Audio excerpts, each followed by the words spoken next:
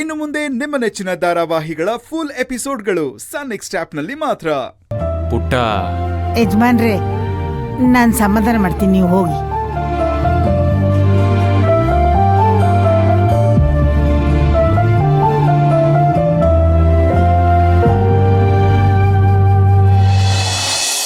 ಒಬ್ಬರಿಗೇನ ಕೋಪ ಬರೋದು? ನನಗೂ ಬರುತ್ತೆ. ಯಾರ ಮೇಲಿರೋ ಕೋಪನ ನನ್ ಮೇಲೆ ತೋರಿಸ್ತಾರಲ್ಲ.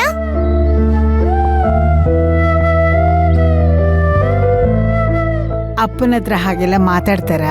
ನೀವು ಸುಮ್ಮನೆ ಇರಿ ಕಮಲಮ್ಮಜ್ಜಿ.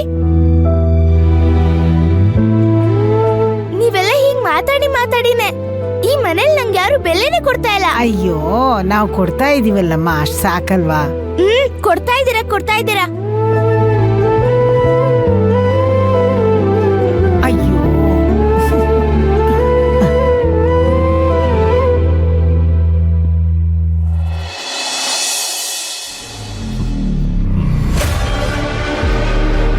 Thank you so much. Welcome sir. Project okay ಮಾಡಿ ಲೋನ್ ಸ್ಯಾಂಕ್ಷನ್ ಮಾಡಿದ್ದಕ್ಕೆ. ಅದರಲ್ಲಿ ಏನಿದೆ ರಮಣ್ ಸರ್, ನಾನೇನು ಸುಮ್ಮನೆ ಮಾಡಿಲ್ವಲ್ಲ. ನೀವು ದುಡ್ಡು ಕೊಟ್ಟಿದ್ದೀರಿ, ನಾನು ಕೆಲಸ ಮಾಡಿದ್ದೀನಿ ಅಷ್ಟೇ. ನನ್ನ ಪಾಲಿಸಿನೇ ಅಷ್ಟು ಸರ್. ನಾನು ತಿನ್ಬೇಕು, ನನ್ನ ಜೊತೆಲಿರೋರು ತಿನ್ಬೇಕು, ಎಲ್ಲ ಚೆನ್ನಾಗಿರ್ಬೇಕಷ್ಟೇ. ನಾವು ಮಾಡೋದು ಕೆಟ್ಟ ಕೆಲಸನೇ ಆದ್ರೂ ಅದರಿಂದ ಎಲ್ರಿಗೂ ಒಳ್ಳೇದಾಗಬೇಕು. ಜೇನುಹುಳ ಕೋಟ್ಯಾತ್ರ ಹೂಗಳಿಂದ ಮಕರಂದನ ತಗೊಂಡು ಬರುತ್ತೆ. ಅದನ್ನಿಟ್ಕೊಂಡು ಜೇನು ಗೂಡು ಕಟ್ಟುತ್ತೆ. ಆದ್ರೆ ನಾವದನ್ನ 10 ಸೆಕೆಂಡಲ್ಲಿ ಬೆಂಕಿ ಹಚ್ಚಿ ಅದನ್ನ ಸಾಯಿಸಿ ಅದರಿಂದ ಜೇನ್ ತಗೊಂಡು ಅದನ್ನ ಮಾರೋಕ್ ಹಾಕ್ಬಿಡ್ತೀವಿ. ಪಾಪ ಅಶೋಕ್ ನಮ್ ಪಾಲಿಗೆ ಜೇನು ಹುಳುತ್ತರ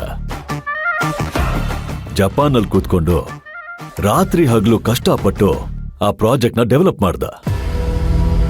ಅಶೋಕ್ ಡೆವಲಪ್ ಮಾಡ್ತಿದ್ದ ಪ್ರಾಜೆಕ್ಟ್ನ ಅವ್ರ ಕಡೆಯವರೇ ತಗೊಂಡು ಬಂದು ನಮ್ ಕೈ ಕೊಟ್ಬಿಟ್ರು. ಈ ವಿಷಯ ಏನಾದ್ರೂ ಅಶೋಕ್ ಗೊತ್ತಾದ್ರೆ ನೀರಿಂದ ತೆಗ್ದಿರೋ ಮೀನ್ ತರ ವಿಲ ಅಂತ ಒದ್ದಾಡ್ತಾನೆ. ತಿಪ್ಪರ್ಲಾಗ ಹಾಕಿದ್ರು ಈ ಪ್ರಾಜೆಕ್ಟ್ ಹೇಗ್ ಬಂತು ಅಂತ ಕಂಡುಹಿಡಿಯಕ್ಕೆ ಆಗಲ್ಲ. ಇನ್ ಎಷ್ಟು ದಿವಸದಲ್ಲಿ ಅಮೌಂಟ್ ರಿಲೀಸ್ ಆಗುತ್ತೆ ಸರ್? 1 ವಾರ ಬೇಕಷ್ಟೇ ಸರ್. ಎಲ್ಲನೂ ಪ್ರೊಸೆಸ್ ಆಗಿದೆ, 1-2 ಸೈನ್ ಆಗ್ಬೇಕಷ್ಟೇ. ನಾಳೆ ನಾಡಿದ್ದಷ್ಟಲ್ಲಿ ಮಾಡಿಸ್ಬಿಡ್ತೀನಿ. ನಿಮ್ಮ ಫಂಡ್ನ ಆದಷ್ಟು ಬೇಗ ರಿಲೀಸ್ ಮಾಡಿಸ್ತೀನಿ. ಓಕೆ. ಅಮೌಂಟ್ ರಿಲೀಸ್ ಆದ ತಕ್ಷಣ ಎಲ್ಲರೂ ಫಾರ್ಮ್ ಹೌಸ್ಗೆ ಬನ್ನಿ. ಅಲ್ಲಿ ಗೊತ್ತಾಗುತ್ತೆ ಈ ರಾವಣ್ ಯಾರು ಅಂತ. ಈಗಾಗಲೇ ಗೊತ್ತಾಗಿದೆ ಸರ್. ನಿಮ್ಗೆ ರಾವಣ ಅಂತ ಹೆಸರಿಡೋ ಬದಲು ಕರ್ಣ ಅಂತ ಹೆಸರಿಡ್ಬೇಕಿತ್ತು. ನಾನು ಬರ್ತೀನಿ ರಾವಣ್ ಸರ್. ರೈಟ್, ಬರ್ತೀನಿ ಸರ್. ಆಯ್ತು ಸರ್, ಥ್ಯಾಂಕ್ ಯು. ಏನ್ ರವಣ್ ಭಾಯ್, ದುಡ್ಡು ಕೊಟ್ರೆ ಜನ ಮೋಸ ಮಾಡಕ್ಕೆ ತಪ್ಪು ಮಾಡಕ್ಕೆ ನಾಚಿಕೆನೆ ಪಡಲ್ವಲ್ಲ. ಅದನ್ನೇ ಪವರ್ ಆಫ್ ಮನಿ ಅನ್ನೋದು ರಾಕಿ. ದುಡ್ಡಿಲ್ದಿರೋ ಒಳ್ಳೆಯವನಿಗಿಂತ ದುಡ್ಡಿರೋ ಕೆಟ್ಟವನಿಗೇನೆ ಈ ಸಮಾಜ ಬೆಲೆ ಜಾಸ್ತಿ ಕೊಡೋದು. ಅದಕ್ಕೆ ಯಾರ್ ತಲೆ ಹೊಡೆದಾದ್ರೂ ಈ ಜನ ದುಡ್ಡು ಮಾಡಬೇಕು ಅಂತ ಮುಂದೆ ನಿಂತಿರೋದು. ಇದನ್ನೇ ಕಲಿಯುಗ ಅನ್ನೋದು.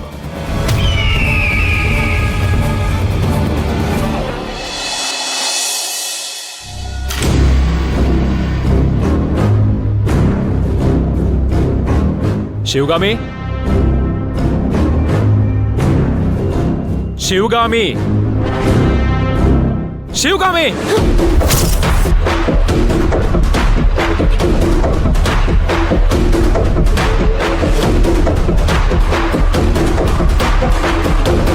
ಎಲ್ಲಿಗೆ ಹೋಗಿದ್ದೆ?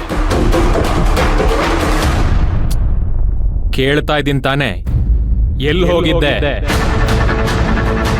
ಆಫೀಸಿಗೆ ಫೋನ್ ಮಾಡಿ ಕೇಳಿದ್ರೆ ಆಫೀಸಿಗೆ ಬಂದಿಲ್ಲ ಅಂತ ಹೇಳಿದ್ರು. ನೀನ್ ಮನೇಲೂ ಇರ್ಲಿಲ್ಲ. ಎಲ್ಲಿ ಹೋಗಿದ್ದೆ? ನನ್ನ ಫ್ರೆಂಡ್ ಮೀಟ್ ಮಾಡಬೇಕಾಗಿತ್ತು, ಅದಕ್ಕೆ ಹೋಗಿದ್ದೆ. ನಿನ್ನ ಹತ್ರ ಮಾತಾಡಿದ್ನಲ್ಲ ಮೈಕ್ರೋಗ್ರೀನ್ ಪ್ರಾಜೆಕ್ಟ್, ಅದು ರಾವಣಿಗೆ ಹೇಗೆ ಗೊತ್ತಾಯ್ತು?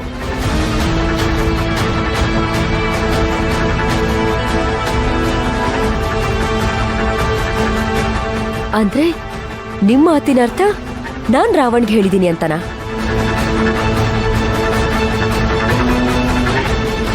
ನೀವು ಆ ಪ್ರಾಜೆಕ್ಟ್ ಬಗ್ಗೆ ನನ್ನ ಹತ್ರ ಮಾತ್ರ ಮಾತಾಡಿದ್ರಾ? ಇಲ್ಲ, 2-3 ಜನರ ಹತ್ರ ಮಾತಾಡಿದ್ದೆ. ಅವ್ರನ್ನ ಕೇಳಿದ್ರಾ ರಾವಣ್ಗೆ ಹೇಗೆ ವಿಷಯ ಹೋಯ್ತು ಅಂತ? ನನ್ನನ್ ಕೇಳ್ತಾ ಇದ್ದೀರಾ? ಅದಕ್ಕೂ ಒಂದು ರೀಸನ್ ಇದೆ.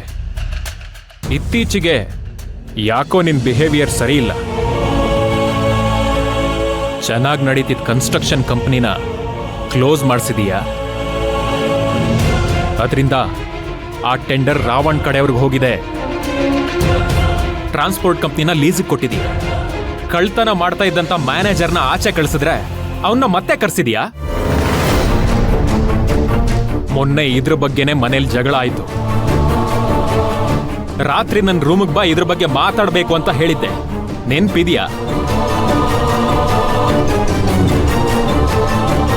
ಮತ್ತೆ ಇದ್ರ ಬಗ್ಗೆನೇ ಚರ್ಚೆ ಮಾಡಿದ್ರೆ ನಿನಗೆ ನನ್ನ ಮೇಲೆ ಕೋಪ ಜಾಸ್ತಿ ಆಗತ್ತೆ ಅಂತ ನಾನು ಸುಮ್ಮನೆ ಇದ್ದೆ. ಆದ್ರೆ ನನಗೆ ಈ ವಿಷಯ ತಡ್ಕೊಳಕ್ ಆಗ್ತಿಲ್ಲ.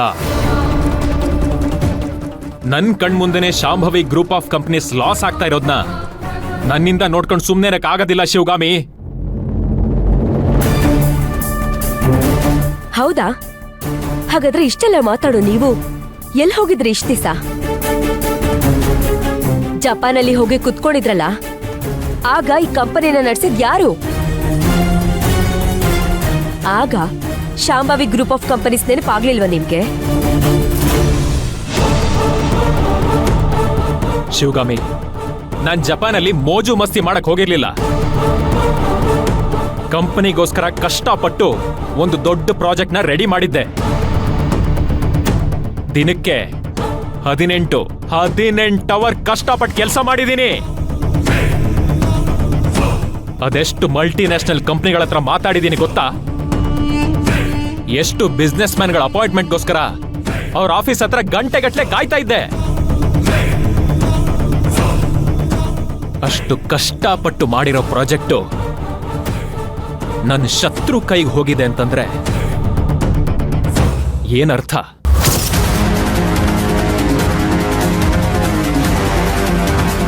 ಅಂದ್ರೆ ನಾನ್ ಹೇಳಿದೀನಿ ಅಂತಾರ? ನೀನ್ ಹೇಳಿದೀಯ ಅಂತ ನಾನ್ ಹೇಳ್ತಾ ಇಲ್ಲ ಶಿವಗಾಮಿ. ಅದು ಈ ಮನೆಯಿಂದನೇ ಲೀಕ್ ಆಗಿದೆ ಅಂತ ನನಗನ್ನಿಸ್ತಾ ಇದೆ. ಅವ್ರು ಯಾರು ಅಂತ ಇವತ್ತೇ ಕಂಡು ಹಿಡಿತೀನಿ.